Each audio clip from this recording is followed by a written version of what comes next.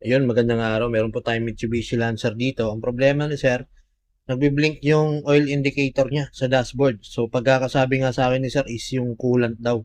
Pero, nung pag-check ko, is ang umiilaw is yung oil indicator. So, marami kasing pwedeng panggalingan yun pagka umiilaw yun. Kaya, ang unang-una namin chinek dito is yung level ng engine oil kasi yun yung pinaka-basic. So, yan lang laging check natin kung may langis pa ba. Kasi maraming pwedeng panggalingan nun. Pwedeng oil sanding. Ngayon, itong video na to, sabi ko, sir, mukhang bagong top overhaul ito kasi sabi niya, hindi raw. Pero nakikita nyo naman yung cylinder head gasket na yan, no? Ay cylinder head, malinis na malinis. So, malabo kasing lilinis yan at hindi naman po, parang niliha pa o na-resurface. So, pwede rin kasing panggalingan yung oil sending unit, oil pump, oil sludge, maraming pwedeng panggalingan. Kaya, pinaka-basic is check natin yung engine oil. Nakita nga namin po, walang laman yung dipstick, kaya dapat, i, sabi ko kay sir, i-drain muna natin yung langis para ma-check natin kung may langis pa ba o wala na. Kasi sa dipstick, dapat yun, at least, nandun sa may dalawang gatla. So, ayun yung umiilaw sa kanya. Tapos, bigla rin mawawala. Yan, oil indicator light. Dito na Ayun, yung biruin laman niyo. niya. Ang halos laman niya, kulang-kulang 4 na litro. Yeah.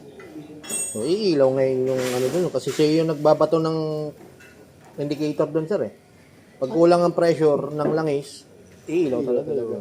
Pero sir, ano kayang ano yan? So, kita nyo naman po ilang na drain natin, no? Wala na 200 ml yata yun, no? 300 ml, Diyos ko. Mawawasak na yung makina ni sir. Kunting kembot na lang, wasak talaga yan kasi yun yung buhay ng makina natin. Pag wala yung langis, edi wala talaga. So yan, binanggit na rin sa akin ni sir na ayan pala yung pinalitan na ng piston ring tsaka valve seal o in-overhaul. Ngayon lang niya lang sinabi sa akin. Tapos nung na-change oil na natin, ayan, sinukat na natin. So ayan, ang nasa tamang level na siya ngayon. So nasa 3.8 ang nailagay namin dyan. So dapat dyan, yung dalawang gatla na yan, nakikita nyo, yung sa baba, minimum. Yung taas, maximum. Dapat nandiyan dyan yan. Kanina kasi, paghugot ng dipstick, wala talaga, totally walang laman. At yun nga yung na-drain sobrang konti na lang. So dito, start natin. Kasi unang start pa lang hunan, magbiblink na yon. Ayan. Pag start pa lang, nawala na agad. Hindi na siya nagbiblink. So kailangan ko i-road test to para ma-sure natin.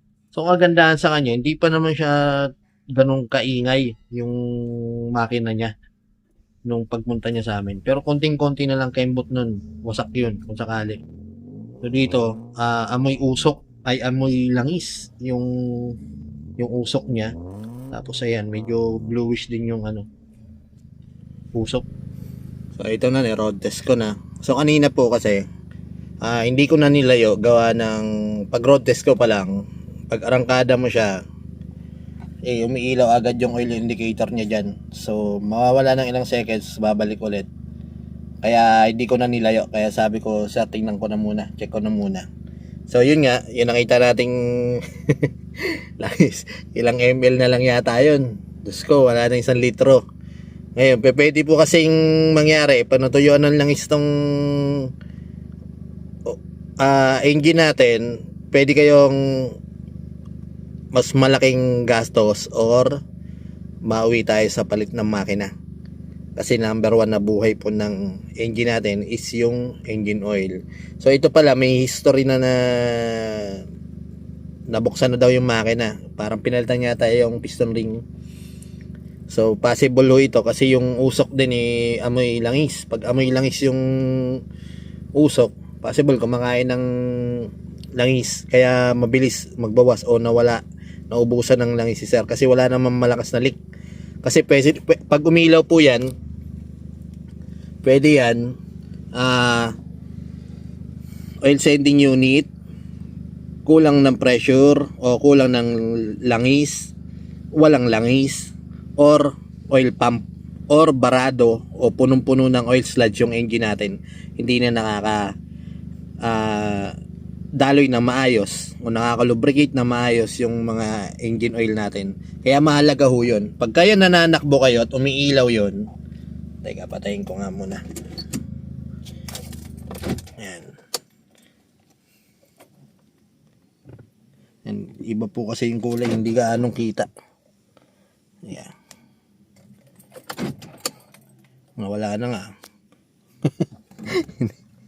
Wala na. Nawala na yun. Pag on ninyo yun dyan, iilaw ngayon yun. Pero pag nananakbo, dapat wala po yun. Ayan, gaya yung start ko. Dapat wala nakailaw yan. Naka-handbrake po kasi ako eh. So, totally walang nakailaw dyan. Pag may nakailaw dyan, may problema. Okay? So, agapan po natin yung langis. Napakalagaw niyan. Engine oil leak. Para, ayun yung mga dahilan para maubusan kayo ng langis. Engine oil leak. Kumakain ng langis, pwedeng valve seal, piston ring. Kaya pag umilaw po yun, agapan nyo. Unang-unang check nyo is yung level ng engine oil ninyo. Pag wala na, wag nyo nang ipilit itakbo ng malayo, gawa ng baka masira pa lalo yung makina.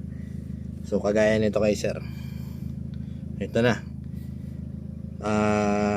O-obserbahan na lang to ni sir kasi may langis yung ano eh, yung tambucho ni sir. Kaya lang bagong overhaul nga, di ko alam kung paano in-overhaul to. So dapat hindi na kumakain ng engine oil. So advice ko na lang kay sir na obserbahan to. Kung magbabawas pa ng langis o mauubos pa yung langis niya. Okay?